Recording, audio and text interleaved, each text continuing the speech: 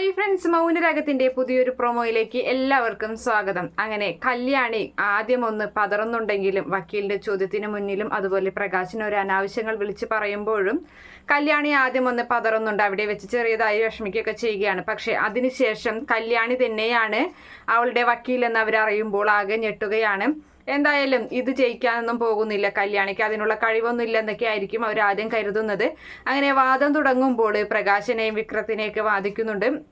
അതിനെ ചോദ്യം ചെയ്യുന്ന സമയത്ത് അവർ ആകെ ഞെട്ടിപ്പോവുകയാണ്. കല്യാണി ചോദിക്കുന്നുണ്ട് പ്രകാശനോടായിട്ട്, നിങ്ങളുടെ രണ്ടാമത്തെ മകൾ എന്ന് പറയുന്ന എൻ്റെ മുഖത്ത് നിങ്ങൾ എൻ്റെ മുഖം എന്ന് തുടങ്ങിയാണ് കണ്ടു തുടങ്ങിയത്, എന്നാണ് നിങ്ങൾ എൻ്റെ മുഖം കണ്ടത് എന്നൊക്കെ ചോദിക്കണ കേൾക്കുമ്പോൾ പ്രകാശനാകെ ഒന്ന് വിയർക്കുകയാണ്. ആ സമയത്ത് നിങ്ങളോടാണ് ചോദിച്ചതെന്ന് പറഞ്ഞ് വീണ്ടും അങ്ങനെ ഷൗട്ട് ചെയ്ത് ചോദിക്കുകയാണ്.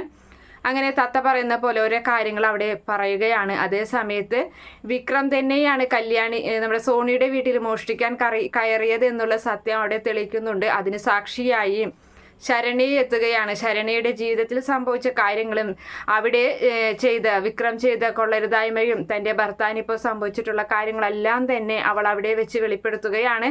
അങ്ങനെ അതൊക്കെ കേട്ട് ആകെ തകർന്നടിയുന്നുണ്ട്. തൻ്റെ മകൻ തന്നോട് കളവ് പറഞ്ഞിരിക്കുന്നു എന്ന് വ്യക്തമായി ആ കോടതിയിൽ വെച്ചിട്ട് തന്നെ പ്രകാശന് മനസ്സിലാവുകയാണ്. വക്കീലും കൈയൊഴുകയാണ്. വക്കീലും പറയുന്നുണ്ട്, ഇതൊന്നും എന്നോട് പറഞ്ഞില്ലല്ലോ, ഒരു വക്കീലിനോട് എല്ലാ സത്യങ്ങളും തുറന്ന് പറയണമായിരുന്നു എന്നൊക്കെ പറഞ്ഞു വക്കീൽ അവിടെ നിന്നിട്ട് കൈയൊഴുകയാണ് അവരോട്. അതേ സമയത്ത് എല്ലാവരുടെയും മുന്നിൽ വെച്ച് തന്നെ പോലീസ് വിക്രത്തിനെ അറസ്റ്റ് ചെയ്ത് കൊണ്ടുപോവുകയും ചെയ്യുന്നുണ്ട് ജയിലിലോട്ട്. അങ്ങനെ പ്രകാശനാണെങ്കിൽ ഡാ എന്നൊക്കെ പറഞ്ഞിട്ട് അവിടെ വെച്ച് തന്നെ വിക്രത്തിനെ തല്ലുന്നുണ്ട്. നീ എന്നെ കൊന്നു തിന്നുമല്ലേ, നീ എന്നോട് ഈ ക്രൂരത നീ ചെയ്യരുതായിരുന്നു, എന്നെ വിശ്വസിച്ചിട്ടല്ലേടാ ഞാൻ ഇത്രയും നാളിങ്ങനെയൊക്കെ ചെയ്തത് എന്നൊക്കെ പറഞ്ഞിട്ട് അതിനുശേഷമാണെങ്കിൽ അവരെല്ലാവരും ആ കോടതി വരാന്തയിൽ അങ്ങനെ നിരന്നു നിൽക്കുകയാണ്.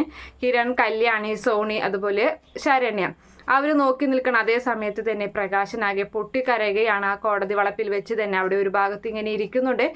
എന്നിട്ട് നെഞ്ചുവേദന അപ്പോഴേക്കും വരികയാണ്. ആ നെഞ്ചൊക്കെ പൊത്തിപ്പിടിച്ച് അവിടെ ഇരുന്ന് പൊട്ടിക്കരയുകയാണ് ചെയ്യുന്നത്. Okay friends, bye, thank U.